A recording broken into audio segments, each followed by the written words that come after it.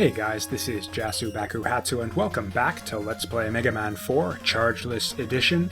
I mentioned before that we're going to be playing through these Robot Master stages in roughly increasing order of difficulty, and at this point it's a bit of a toss-up between Ring Man and Pharaoh Man. In the end I decided to go with Ring Man here, so let's get that started. The rainbow platform you start on starts disappearing as soon as Mega Man teleports in. This introduces the main gimmick for this stage pretty much immediately once it starts, which I think is pretty neat.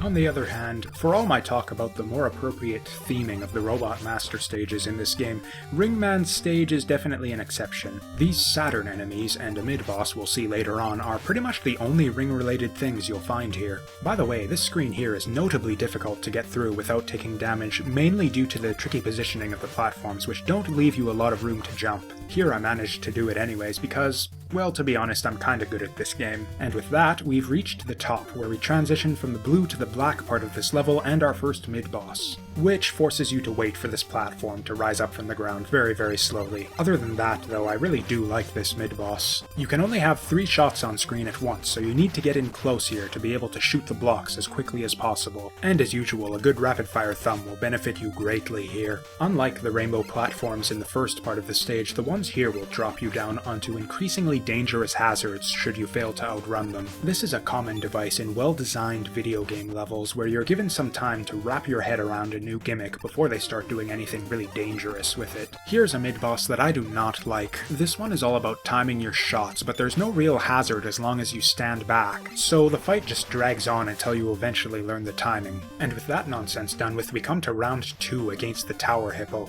Man, there are a lot of mid-bosses in this level. This fight is exactly the same as the last, so I decided to show off an interesting property of the tower blocks here. Unfortunately, doing this threw off my timing a little bit, so this fight ended up taking a lot longer than it should have. Sorry about that. By the way, you can skip both of the Hippo fights by just lowering the platform, taking a hit, and abusing your invincibility frames to move on to the next screen. I never do this myself though, because I still find the fight to be kind of fun. These enemies here can actually be very annoying if you don't take care of them quickly. If they get too close to you, then they'll close up and become invincible and start dashing after you repeatedly. If this happens, then your best bet is to just move past them as quickly as possible. For the rest of the level, we'll be seeing this corkscrew variant of the standard rainbow platforms. These ones start disappearing in front of you rather than behind you, so you'll eventually need to make a big jump to the other side of the platform as it extends out. Except for this one here that starts disappearing behind you. That one's kinda bullshit.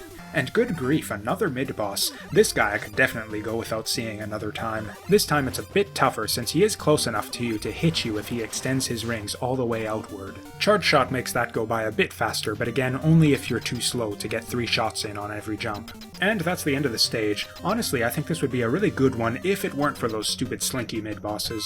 And now it's time for Ring Man.